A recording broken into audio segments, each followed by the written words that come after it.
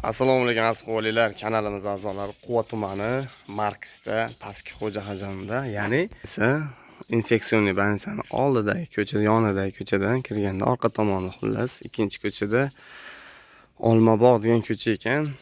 Ushbu xonadonimiz sotiladi. Tashqarilar chiroyli qilib so'rtoylar qilib qo'yishgan ekan, mevali daraxtlar, xohlasan giloslar ham. Mevalarni qaranglar, maza qilib olib yeydigan. Xo'p, bu yerda 7 metrli mehmonxonamiz bor. Olib endi remontini o'zlari olgan odam chiroyli o'ziga moslab remont qilib oladi. Mana shu holatdagi uyimiz.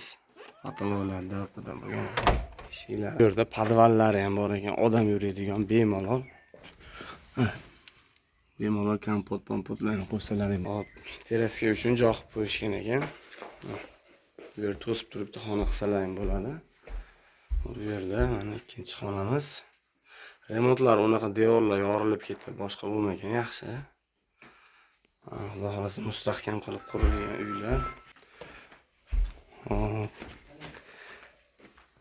Bu yerda yana bitta teraska qilib qo'yilgan ekan.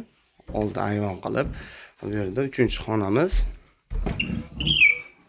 Hop, mana uyimiz. Holati ko'rib turibsizlar. Devorlar yaxshi, patologiyalar. Bir qator o'zlariga moslab yengil remont qilinadi. Xudo xolasa maza qilib yashaydigan holatda hamma sharoitlar qilib qo'yishgan ekan. Xudo xolasa. Ko'rib turibsizlar. Bu yerda o'zlariga moslab kichkinagina hammomcha qilib qo'yishgan ekan. Mana o'rik daraxtlari bor ekan. Bu yerda qora giloslari bor ekan. Kompot qilgani zo'r. Suvlar bor, mana suvlar chiqqan. Orqa tomonimizda mana agrot qilgani ham joylarimiz mavjud.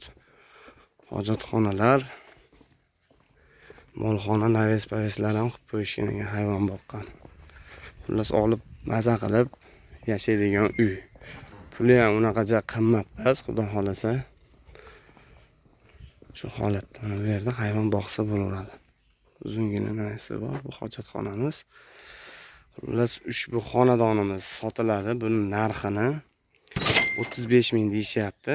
O'zlari bilan kelishasizlar, xudo xolasa, narxlarni kelishtirib qilib berishadi. Sog' bo'linglar. Kimga kerak bo'lsa aloqaga chiqaverasizlar. Bitta like, obuna bo'lib qo'yinglar, sog' bo'linglar.